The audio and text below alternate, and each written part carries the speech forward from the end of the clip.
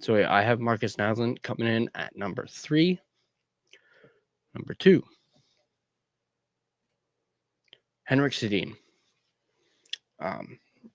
8 seasons as captain, which is a tie for most as captain, along with Stan Smeel. And what can you say about Henrik Sedin that people haven't said already? Um, Obviously, as I keep mentioning, I really started watching the Canucks in the 90s. And of course, Henrik Sedin and his brother Daniel drafted by the Canucks in 99.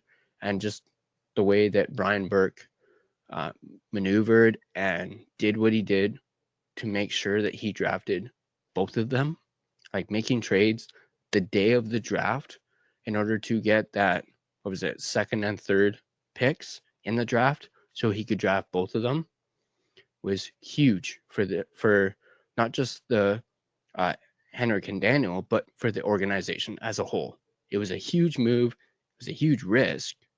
You know, I don't have the exact trade in front of me, but the fact that Brian Burke went out of his way to ensure that we got both Henrik and Daniel, and then seeing what they became, they, much like Bo, were homegrown. Um, they went through, their younger years, learned from a lot of veterans that were on that team, and then Henrik ended up, um, obviously he Luongo ended up giving up the captaincy to Henrik because one, I believe it was obviously putting a lot of pressure on Luongo being the captain and then being a goalie. He wanted to just focus on being the Canucks' number one goaltender, and they ended up giving it to Henrik. And I thought that was a great choice to give it to Henrik, as much like his brother Daniel, Henrik had grown into a leader. He had become a leader on the Canucks.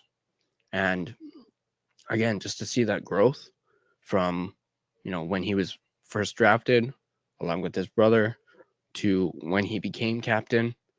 Um, and yeah, so I have Henrik Sedin at number 2. And obviously, Henrik Sedin is at the very top of, Canucks goal scorers, Canucks with the most points, most assists.